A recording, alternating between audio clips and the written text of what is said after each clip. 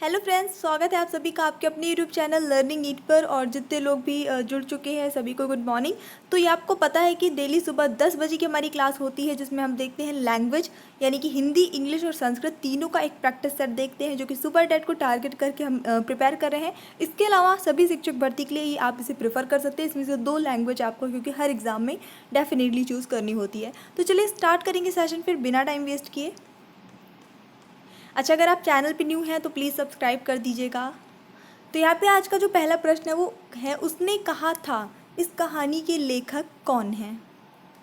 उसने कहा था गुलाब राय, प्रताप नारायण मिश्र, चंद्रधर शर्मा गुलेरी, सरदार पूर्ण सिंह।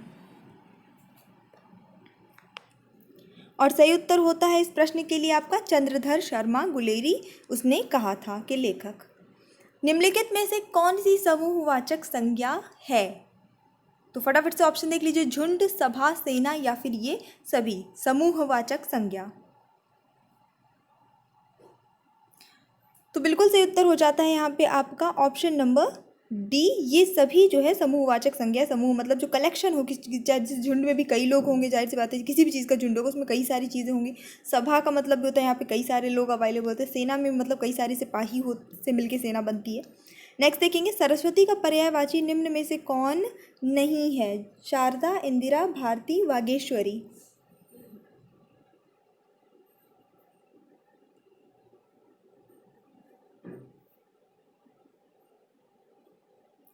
चलिए देख लेते हैं इस प्रश्न के लिए आपका सही उत्तर क्या होता है। जितने भी लोगों ने ऑप्शन नंबर बी गेस किया है, इंदिरा, बिल्कुल सही है। बाकी सभी जो है तो फेमस भी है, शारदा, भारती, वागेश्वरी, ये सारी भी जो आप पढ़ते हैं, सरस्वती वंदना वगैरह, उसमें ये सारे वर्ड्स आते हैं ऑलरेडी। निम्न में कौन सूर्य का पर्यायवाची शब्द नहीं है? खरांशु, पतंग, तिमरारी, हिमांशु।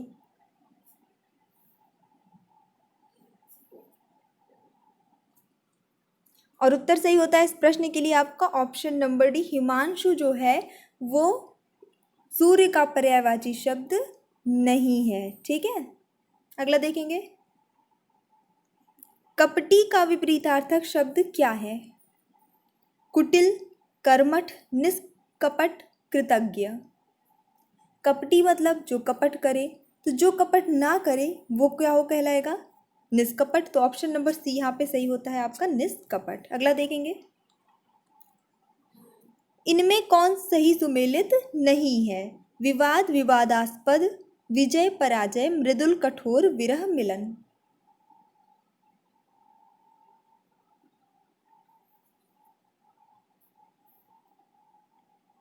और सही उत्तर होता है आपका ऑप्शन नंबर ए, विवाद, विवादास्पद जो है सही सुमेलित नहीं, क्योंकि हम यहाँ पे देख रहे हैं कि सभी जो तीनों मेल हैं, तीनों युग्म हैं, वो क्या है, एक दूसरे के विपरीतार्थक शब्द है, जबकि ये आपस में विपरीतार्थक नहीं है। पसीने से उत्पन्न के लिए एक शब्द क्या होगा? स्वेदज, पिंडज, अंडज, जलज।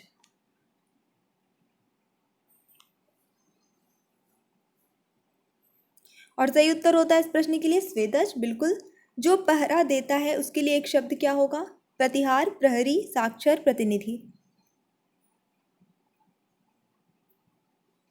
तो पहरा देने वाले को कहते हैं हम प्रहरी। ऑप्शन नंबर बी सही है। युग का निर्माण करने वाला, इसके लिए एक शब्द क्या होगा? युगीन, युग निर्माता, युग चेता, युग धर्मा। यस यस, आसान था थोड़ा। आप लोगों ने ऑप्शन नंबर बी अगर गेस किया है तो बिल्कुल सही है, युग निर्माता।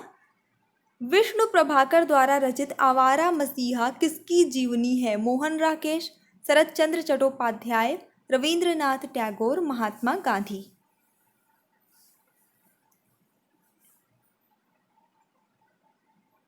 और इस प्रश्न के लिए आपका सही उत्तर होता है ऑप्शन नंबर बी, शरत चंद्र चट्टोपाध्याय की ये जीवनी है। लिखा किसने है? विष्णु प्रभाकर ने। तो ये दोनों में कंफ्यूज नहीं होना है। चलिए देखेंगे अगला प्रश्न जो कि संस्कृत से है। लभ धातु विधिलिंग लकार प्रथम पुरुष बहुवचन का रूप क्या बनेगा? लभेरन, लभेध्वम, लभध्वम, लभेमहि। विधिलिंग लकार में है।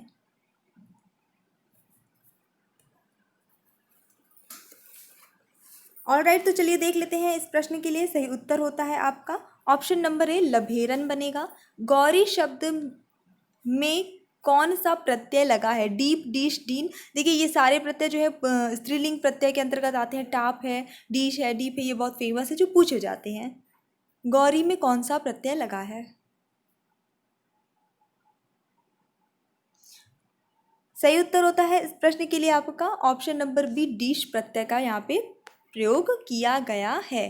अच्छा, एक ये प्रश्न है जो आपका संयुक्ताक्षर होते हैं उनसे आता है।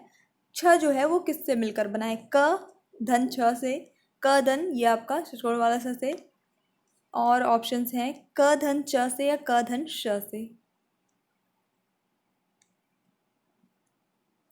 बिल्कुल सही उत्तर होता है आपका ऑप्शन नंबर बी, इससे मिलकर बना है छ। ठीक है, चलिए इसी के साथ बढ़ते हैं हमारे अगले प्रश्न की ओर। यशांशी का संधि विच्छेद क्या होगा? यशांशी को आप संधि विच्छेद करिए। यशः धनसी, यशान धनसी, यशाह धनसी, यशाम धनसी।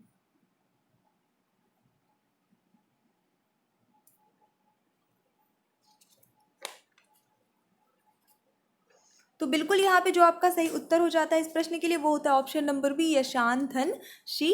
ये बन जाएगा आपका व्यंजन संधि यहाँ पे हो रही है। संधि का संधि विच्छेद क्या होगा? मतलब संधि को आप अगर संधि विच्छेद करेंगे इस शब्द को तो कैसे करेंगे? संधंधि, सरधंधि, समधंधि, सहधंधि। लाइक ज़रूर कर दीजिएगा एक बार वीडियो को। ऑप्शन नंबर सी यहाँ पे बिल्कुल सही हो जाएगा, समधंधि, संधि हो जाएगा आपका। लृ तथा त वर्ग का उच्चारण स्थान क्या है? आपको सूत्र सारे याद होने चाहिए, ध्यान रखिएगा। उच्चारण स्थान संबंधी जो सूत्र होते हैं ज़्यादा होते नहीं, थोड़े से आप एक दिन में ईजिली याद कर सकते हैं, उनको याद कर लीजिए। हिंदी में भी काम आएंगे, संस्कृत में भी काम आएंगे। उच्चारण स्थान पूछेगा तो भी और सूत्र पूछ लेगा तो भी, भूलने का कोई चांस नहीं फिर रह जाता। ऑप्शन नंबर यहाँ पे सही होता है बी, दंत्य। ठीक है, ऑप्शन नंबर बी सही होता है। अगला देखेंगे त। जैसे अगर आप ऐसे नॉर्मली बोलिए भी, त बोलिए, तो आपके जो टंग है, जिह्वा है, वो टच करेगी आपके दांत को। अरो अहोरात्र। ठीक है, अहोरात्र में कौन सा समास है? द्वंद्व, द्विगु, कर्मधारय, तत्पुरुष।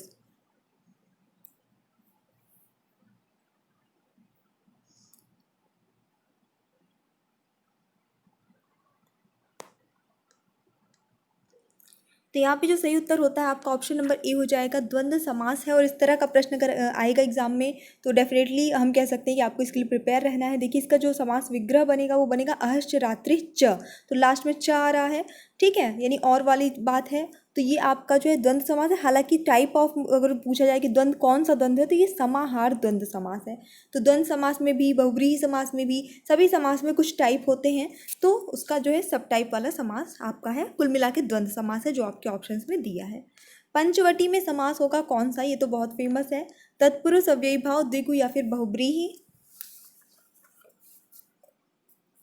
और सही उत्तर है इसका आपका ऑप्शन नंबर सी, द्विगु समास, क्योंकि पंच आ रहा है, एक संख्या आ रही है। निम्नलिखित में कौन अव्यय पद है? गौरी, यथा, गुरु, लता। सभी यहाँ पे तीन जो है वो संज्ञा शब्द हैं, सिर्फ यथा जो है वो एक अव्यय पद है। नीलकंठ में कौन सा समास है? बहुव्रीहि, द्वंद्व, द्विगु या अव्ययी भाव। जो ऑप्शन है आपको उन्हीं में से बताना है फिलहाल। तो बिल्कुल यहाँ पे जो सही उत्तर होता है आपका ऑप्शन नंबर ए, बहुव्रीहि समास हो जाता है। आ जाते हैं हम इंग्लिश वाले पोर्शन में, क्योंकि इंग्लिश भी इंपॉर्टेंट है और उतनी ही इंपॉर्टेंट है, 10 नंबर का ही वेटेज है जितना संस्कृत का है। अगर आप एक चीज़ बहुत अच्छे से करके आ जाएंगे और एक चीज़ नहीं कर पाएंगे तो 50% भी रिजल्ट आपका लैंग्वेज में नहीं हो पाएगा, है ना। ठीक है, 10 नंबर की संस्कृत कर लिया और 10 नंबर की इंग्लिश नहीं बनी, 20 में से आपको कितने मिले? 10 ही तो मिले। तो इसलिए बराबर इस पर भी ध्यान देते चलना है। खैर स्टार्ट करेंगे। The sentence this is the house in which I was born is what. यहाँ पे आपको टाइप ऑफ सेंटेंस बताना है कि किस तरह का सेंटेंस है। अ simple sentence, compound sentence, complex sentence, compound complex sentence. सही आंसर होता है इस क्वेश्चन के लिए आपका कॉम्प्लेक्स सेंटेंस। बहुत लोग कंफ्यूज होते हैं कॉम्प्लेक्स और कंपाउंड में। देखिए कंपाउंड मतलब क्या होता है कि दो अलग अलग सेंटेंस है, उसमें एंड, ये बट या इस तरह का कुछ लगा के, कंजक्शन लगा के ऐड कर देना, और अगर हम दोनों को अलग अलग भी लिखें तो उसका कुछ सेंस निकले। पर कॉम्प्लेक्स में क्या है, एक जो है आश्रित उपवाक्य होता है, आश्रित होता है। जैसे दिस इज़ द हाउस तो हम अकेले लिख सकते हैं कि ये घर है। ठीक है, तो ये वो घर है, लेकिन इन विच आई वॉज बॉर्न, अगर हम सिर्फ इतना ये इसको काट देते हैं, इतना बस लिखते हैं इन विच आई वॉज बॉर्न, तो इसका क्या सेंस निकलेगा? जिसमें मेरा जन्म हुआ था। ये लिखा ही नहीं है तो क्या समझ में आएगा इस सेंटेंस में? जिसमें मेरा जन्म हुआ था, क्या जन्म हुआ था, किसमें, कुछ समझ में नहीं आएगा, है ना। तो इनको हम अलग अलग अगर लिखेंगे तो ये जो आपका आश्रित वाला उपवाक्य है इसका कोई सेंस नहीं निकलेगा। तो ये ऐसी ऐसी सिचुएशन में कॉम्प्लेक्स सेंटेंस होता है। Which of the following words is a preposition? Beyond, and, yet और नाउ। ऑप्शन नंबर ए बिल्कुल सही है, बियॉन्ड जो है वो एक प्रिपोजिशन है। Which of the following words is an adverb? Apace, face, meek, fury. I think ये वाला क्वेश्चन तो मैंने कराया है, फ्यूरी वाला। ऑप्शन नंबर ए यहाँ पे सही होगा। अपेस जो है वो एक एडवर्ब यानी कि क्रिया विशेषण है। यहाँ पे जितना दिया, अपेस का मतलब होता है शीघ्रता से, तीव्र गति से। तो कोई भी काम को हम तेज से करें तो अपेस कहलाएगा। अगला देखेंगे। Complete the following sentence with the appropriate form of adjective already used in the sentence. ठीक है। Tina, Leena and Sheena are all quite tall, but last is what? The tallest, most tall, more tall, taller.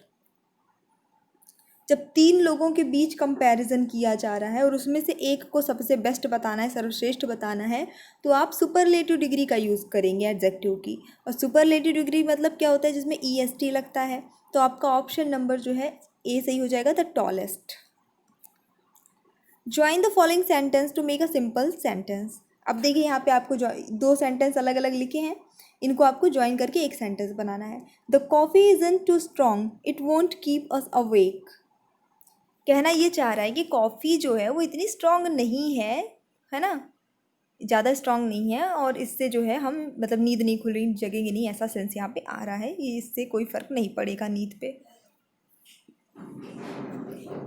तो यहाँ पे option number आपका A सही जाएगा। The coffee isn't too strong to keep us awake, यानी कि हमें जागते रहने के लिए, जागते रखने के लिए ये कॉफ़ी इतनी ज़्यादा स्ट्रॉन्ग नहीं है, उस लायक स्ट्रॉन्ग नहीं है। My son and my daughter are very fond of blank, herself, each other, themselves, himself. ध्यान दीजिएगा, यहाँ पे my son and my daughter दो लोगों के बारे में बात हो रही है। ऑप्शन नंबर यहाँ पे बी सही हो जाएगा, each other. Give one word for one who hates mankind. फटाफट से बताइए, जिसे जो इंसानियत से नफरत करता हो, क्या कहेंगे एक शब्द में? और आपका ऑप्शन नंबर जो है वो सी से ही हो जाता है, मिस एंथ्रोपे। ये यहाँ पे करेक्ट आंसर हो जाएगा। ठीक है, यानी कि जो मानव से घृणा करता है, लोगों से घृणा करता है, मनुष्य से घृणा करता है, मनुष्य द्रोही है, वो से कहेंगे। Transform the following sentence into a simple sentence ending with book. Let the book be given. बहुत ही सिंपल में ये आपका पैसिव वॉइस में लिखा है, इसको आप एक्टिव में चेंज कर दीजिए तो आपका आंसर आ जाएगा। सो यहाँ पे ऑप्शन नंबर बी सही होगा, गिव द बुक। यहाँ पे भी बोला है कि एंडिंग सेंटेंस जो है ख़त्म बुक से ही होना चाहिए, और सारी ऑप्शन में बुक ही लास्ट में है। गिव द बुक, इसको हम चेंज करते हैं पैसों में, तो जो आपका क्वेश्चन था वो बन जाएगा। डायरेक्ट सेंटेंस में लिखना है, डायरेक्ट नरेशन में। I asked Sheila if I might know her father.